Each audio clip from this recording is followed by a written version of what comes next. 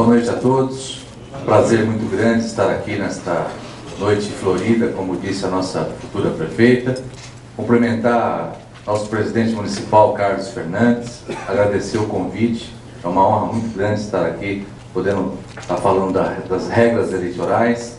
Cumprimentar Soninha Francini, futura prefeita de São Paulo, se Deus quiser, e desejar os sentimentos à família do líder deste partido, que nós recebemos a triste notícia que faleceu no dia de hoje. Bem, peço licença, inclusive, para falar em pé sobre as regras eleitorais.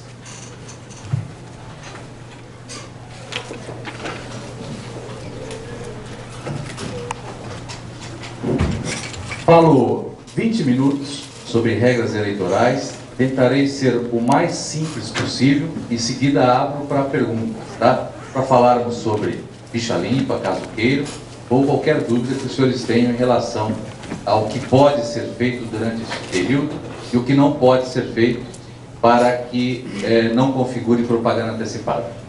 Muito bem. Divido o processo jurídico eleitoral em 3 períodos. O primeiro refere-se à escolha do partido político, que todos já passaram. Ou seja, a Constituição Federal determina que, num prazo de 1 ano, anterior à data das eleições, o cidadão escolha o partido político para que possa candidatar-se. Portanto, isto ocorreu até o dia 5 de outubro de 2011, já que as eleições estão previstas para o dia 7 de outubro de 2012. Tá certo? Todos escolheram o partido, levaram em consideração uma série de quesitos, cálculo do quociente eleitoral. Para quem ainda não entende este termo, nós explicaremos de forma bem simples. A ideologia do partido, quais são as bandeiras, quais são os líderes que compõem este partido, ou seja, diversos fatores fizeram com que os senhores filiassem a este partido político. Esta é a primeira fase, todos já passamos por ela.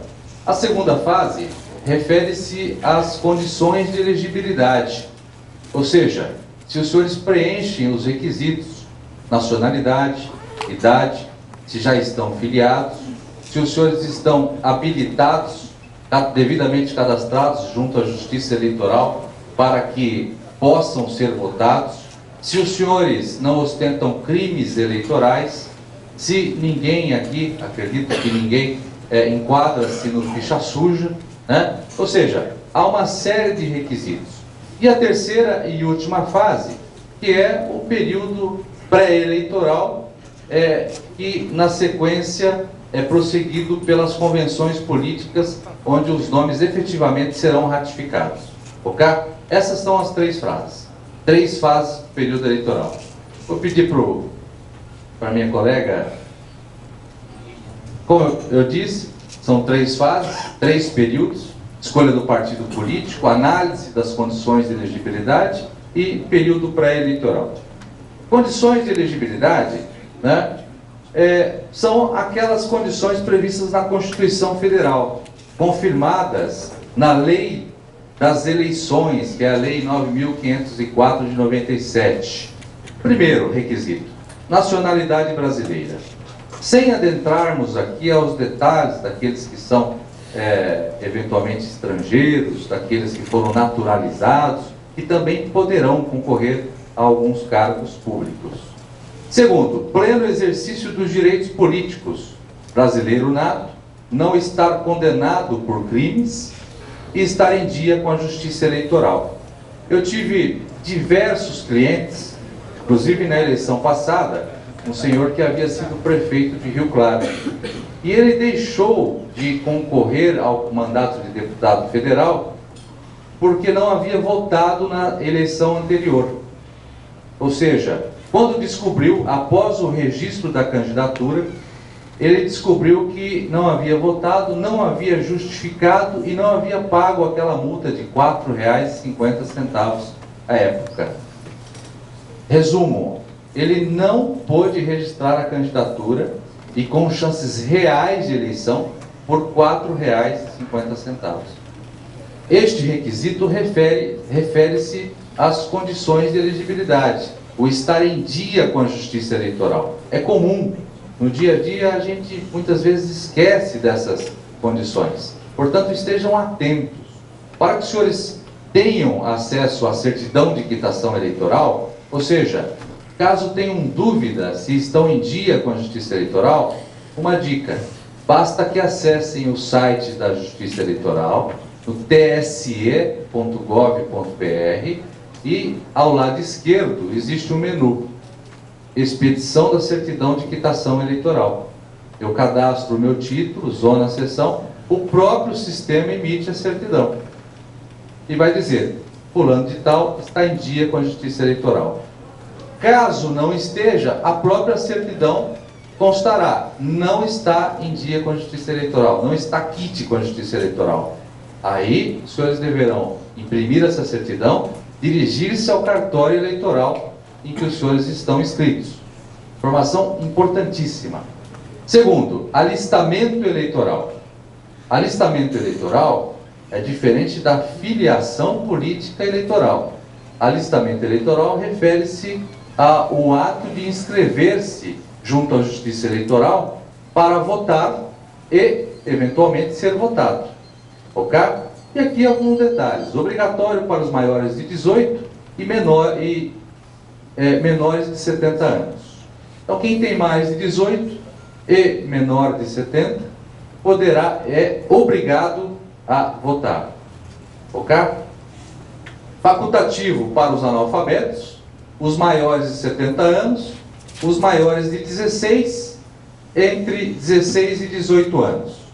Ou seja, o jovem que ostenta mais de 16 e menos de 18, ele poderá alistar-se, né, requerer o seu título para que vote nos senhores. Portanto, aqueles que têm sobrinhos, filhos, novinhos, sobretudo senhores que são pré-candidatos, né, incentivem esses jovens a se alistarem.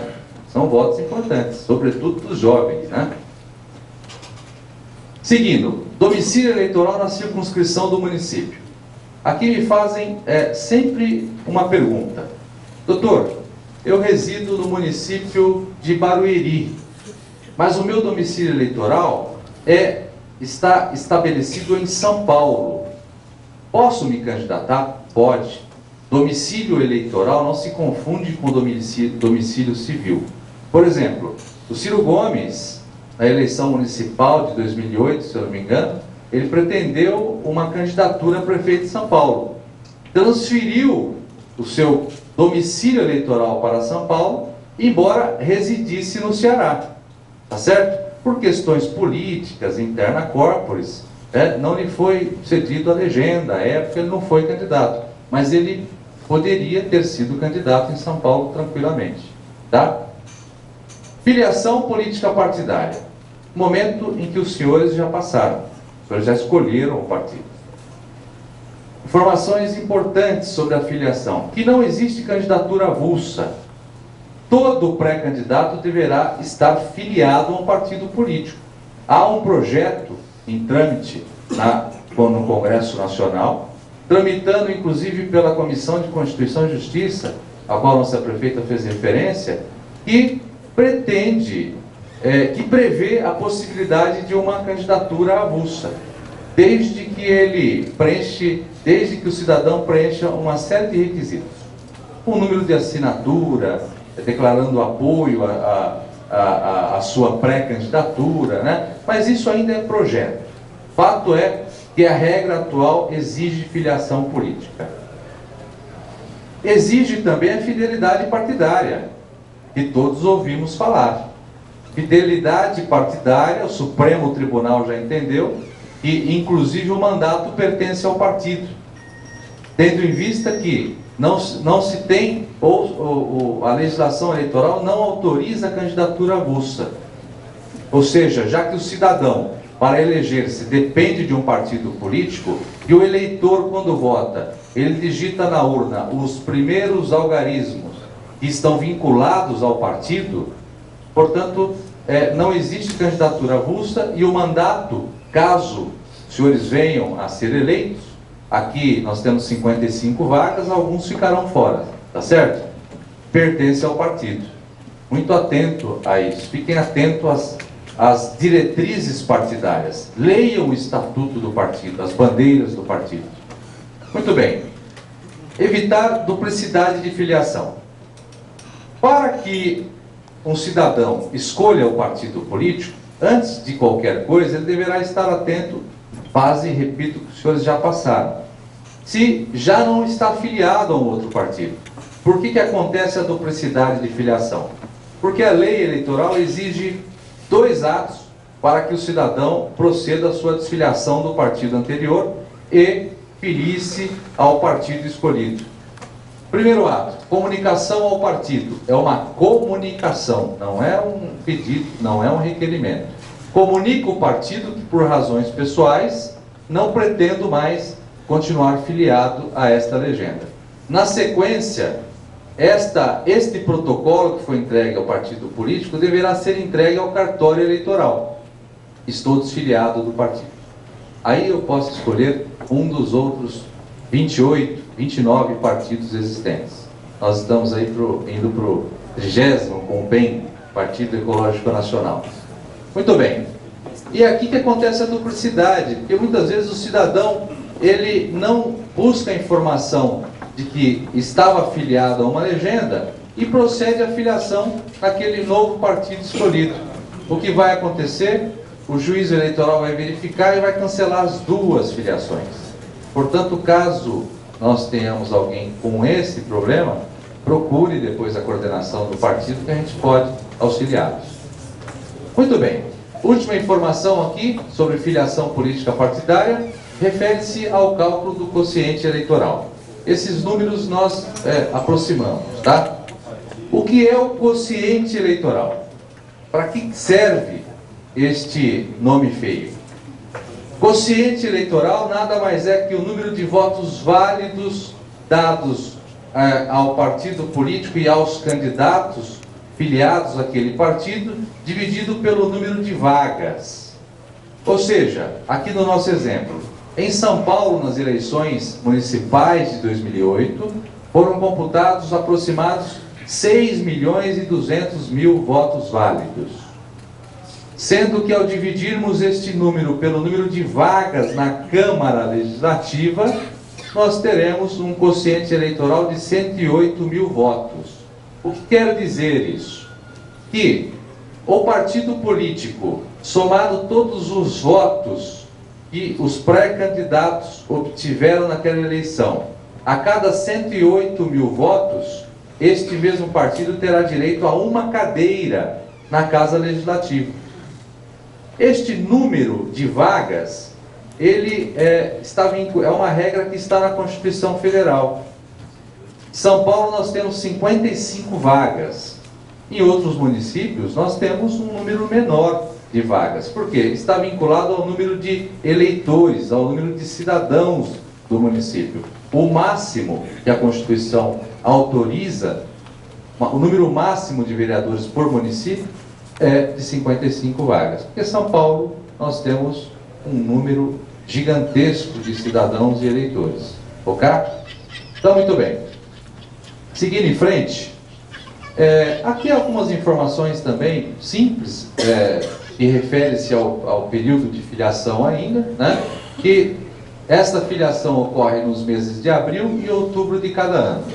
E se o partido deixa de filiar, não que isso tenha acontecido, muito menos no PPS. Mas é comum, muitas vezes, que outros partidos menores utilizem desse expediente, né? Os prejudicados por desídia e má-fé poderão requerer sua filiação diretamente à Justiça Eleitoral. Informações básicas que a gente acrescenta, porque são geralmente objetos de consulta. Muito bem, idade mínima para candidatar-se: 35 anos para presidente, vice-presidente da República, 30 anos governador, vice-governador, 21 anos deputado federal, deputado estadual, distrital, prefeito e vice-prefeito, 18 anos para vereador. Pergunta que sempre me fazem: doutor, tenho 17 anos, posso registrar minha candidatura? Pode, desde que no momento da posse os senhores já tenham completado 18 anos. Aqui eu tenho certeza que vários terão esse problema, né? Outra informação importantíssima. Lembram-se do caso que eu mencionei do prefeito que queria ser deputado federal? Ele descobriu que não havia votado um dia após o registro da sua candidatura. Imediatamente pediu que alguém pagasse a multa de R$ 4,50. A data do registro da candidatura, conforme calendário eleitoral, deverá ocorrer entre os dias 10 e 5 de julho. Por que dia 10? Porque é o período em que o próprio calendário prevê que os partidos poderão organizar as convenções políticas eleitorais. O partido poderá organizar entre o dia 10 e 30 de junho do ano da eleição as convenções, que são aquelas festas onde os nomes dos senhores serão confirmados como candidatos. Feita a convenção, até o dia 5 de julho, o partido deverá encaminhar o registro de candidatura, o pedido de registro de candidatura à Justiça Eleitoral. Ok? Muito bem. As condições de elegibilidade, se os senhores ostentam crime, se deixaram de votar nas últimas eleições, se os senhores ostentarem qualquer pendência junto à Justiça Eleitoral, serão auferidas no momento do registro da candidatura. Nem antes e nem depois. No momento. Pergunta que me fazem também. Doutor, eu tenho um processo, fui condenado em primeiro grau, subiu para o segundo grau. No dia 6 eu fui condenado. Enquadro no ficha suja? Não. Por quê? No dia 5, que é a data em que a Justiça poderá verificar minhas condições, eu não ostentava qualquer condenação. Então, há um detalhe muito importante aqui, né? É o caso do candidato que concorre preso. Nós já ouvimos falar, fulano de tal está preso, mas é candidato registrado. Está preso provisoriamente, ainda não foi condenado. Está preso porque apresentou algum risco naquele momento. Não quer dizer que ele seja mau caráter, bandido. Poderá ser candidato, tá certo? Serão apresentadas uma série de certidões. Eu tive candidato em 2010 que eu apresentei mais de 80 certidões. O candidato que foi prefeito, por exemplo, é impossível que ele não ostente uma ação por improbidade. Não que seja culpado, é que o adversário movimenta o judiciário para questionar e, claro, é um ato político, para tentar causar a inelegibilidade desse outro candidato, né? E todos os apontamentos que forem feitos pelos tribunais serão objetos de uma outra certidão chamada certidão de objeto em pé. Vejam a importância dessa documentação, dessa análise das condições de elegibilidade. Uma outra pergunta que me fazem: doutor, tenho o nome no SPC Serasa, posso ser candidato? Pode, tranquilamente. Caso contrário, o Lula não teria sido presidente. Ou seja, eu posso ser devedor ainda neste país. A minha condição financeira não está vinculada às minhas condições de elegibilidade. Tá? Doutor, estou sendo processado pelo meu ex-marido, pela minha ex-mulher. Estão me despejando. Isto é matéria cível. Isso não atrapalha em nada as condições de elegibilidade. Tá? Só para os senhores ficarem tranquilos, porque o pessoal muitas vezes tem vergonha de perguntar isso. Doutor, meu nome está no SPC, posso ser candidato? Não pode, tá? Fica tranquilo. Muito bem. Afinal de contas, passadas essas informações preliminares das condições de elegibilidade, o que o pré-candidato poderá fazer para promover o seu nome, para divulgar as suas ideias, para fomentar sua candidatura durante este período eleitoral? Já que o calendário eleitoral autoriza a propaganda política eleitoral somente a partir do registro da candidatura, ou seja, a partir do dia 6 de julho de 2012. Antes disso, os senhores serão pré-candidatos. Os senhores são pré-candidatos, mesmo após as convenções. Somente serão conhecidos como candidatos após o registro da candidatura. Antes disso, o que pode ser feito? O que eu posso fazer? Posso imprimir um cartão com uma mensagem de felicitações? Posso utilizar o Facebook para divulgar minha candidatura? Posso colar um adesivo no meu veículo? José da Silva vem aí. 2012 é nós, para os corintianos. Não é isso? Posso fazer isso? Eu sou corintiano, tá? Posso fazer isso? Pode. Veja, não existia na legislação eleitoral, até 2009, não existia na legislação eleitoral o que o pré-candidato poderia realizar como atos durante este período pré-eleitoral e que estes atos não seriam considerados como propaganda antecipada. A propaganda antecipada está sujeita a multa. Tá? Se hoje eu paro aqui na Praça da Sé, o meu nome é Pomini, sou pré-candidato, conto com seu apoio. Eu estou sujeito ao pagamento de uma multa que varia entre 5 e 25 mil reais. No caso de reincidência, eu poderia até ser impugnado por abuso do poder econômico. Tá? Então, cuidado com esses limites. Pela regra, eu tenho alguns colegas que também militam na área de direito eleitoral e eles são absolutamente técnicos. Não podem nada. É campanha secreta, você não pode absolutamente nada. Eu arrisco dizer que o candidato tem que correr alguns riscos calculados. O que não se pode é perder eleição. Tá certo? Corram riscos calculados. Eu preciso divulgar o meu nome, sobretudo numa campanha majoritária. Eu preciso muitas vezes publicar mensagem de felicitações em São Paulo. E o tribunal já decidiu que o uso de outdoors e mensagens de felicitações podem configurar propaganda antecipada. Mas se a pesquisa está apontando que aquelas mensagens são importantes naquele momento, vale a pena pagar uma multa? Depende da coordenação da campanha. Esta regra vale para os senhores também. Ok? Muito bem. No final de 2009, veio uma lei, que é a 12.034, que inseriu o artigo 36A na Lei das Eleições, a Lei 9.504 de 97. E este artigo traz de forma taxativa 4 incisos que são bem claros naquilo que pode ser feito pelo candidato e que não será considerado como propaganda antecipada. Veja lá, é o texto de lei. Não será considerada propaganda eleitoral antecipada, incluído em 2009. Primeiro, participação de filiados a partidos políticos ou de pré-candidatos em entrevistas, programas, encontros ou debates no rádio, na televisão e na internet, inclusive com a exposição de plataformas e projetos políticos, desde que não haja pedido de votos. Observado pelas emissoras de rádio e televisão o dever de conferir tratamento igualitário ou isonômico. Esta reunião que nós falamos abertamente da candidatura da nossa prefeita, está autorizada? Está.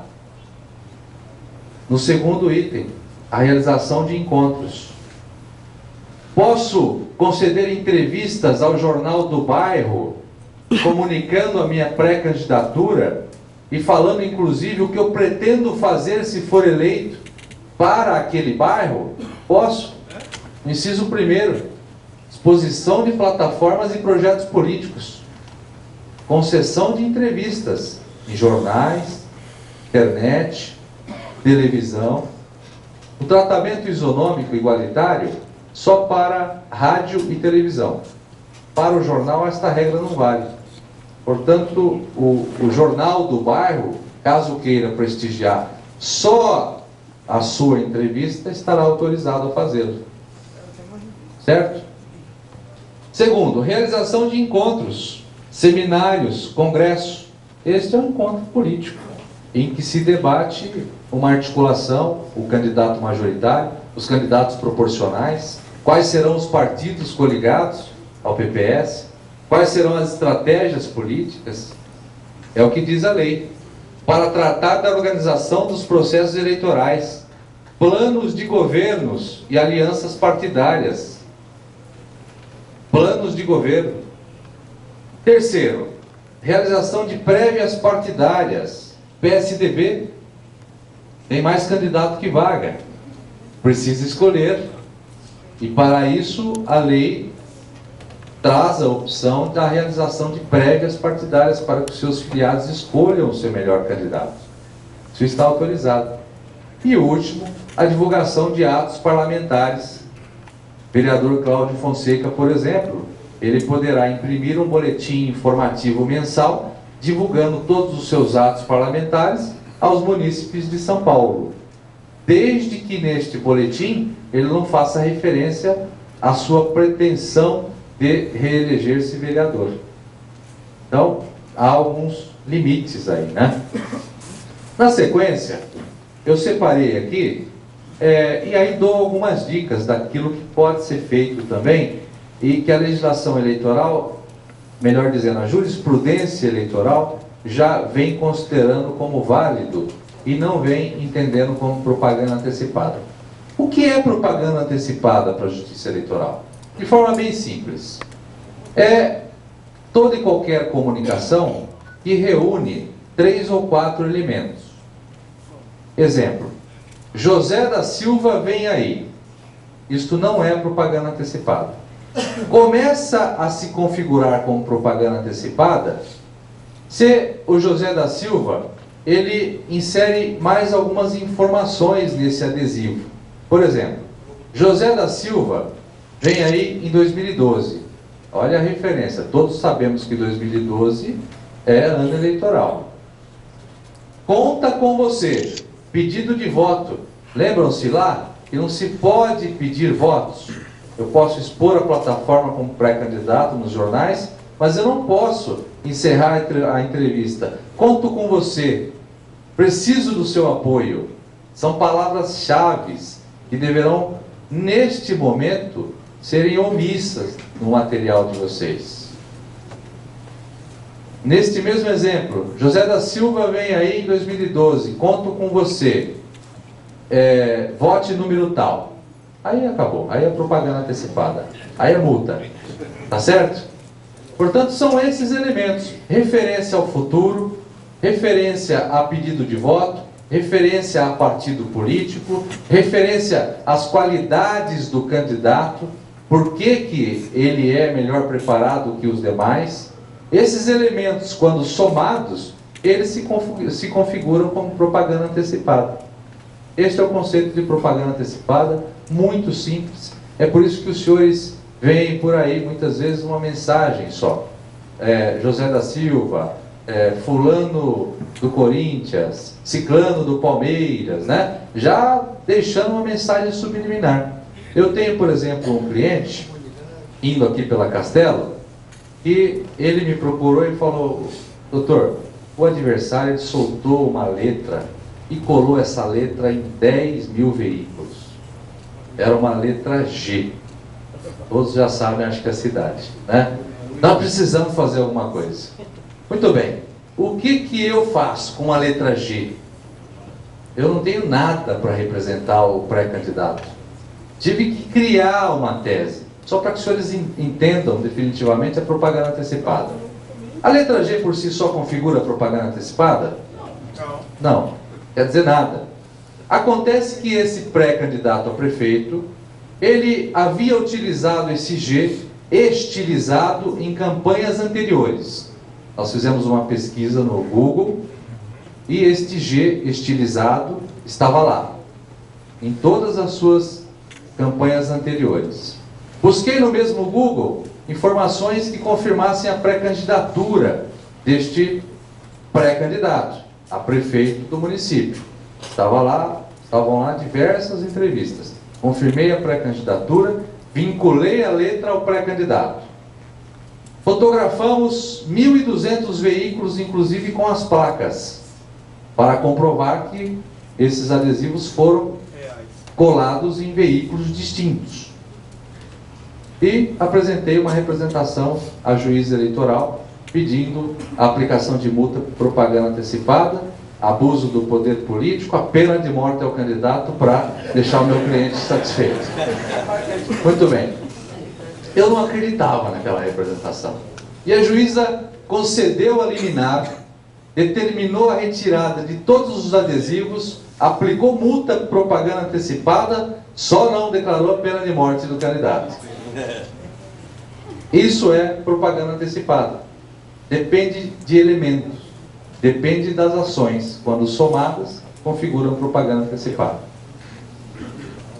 Distribuição de cartões, como os senhores viram ali, tá? Esses cartões poderão conter o nome, telefone, e-mail, outras informações, uma frase simples, caso queiram, sem qualquer problema. O Facebook poderá, inclusive, constar que os senhores são pré-candidatos, tá?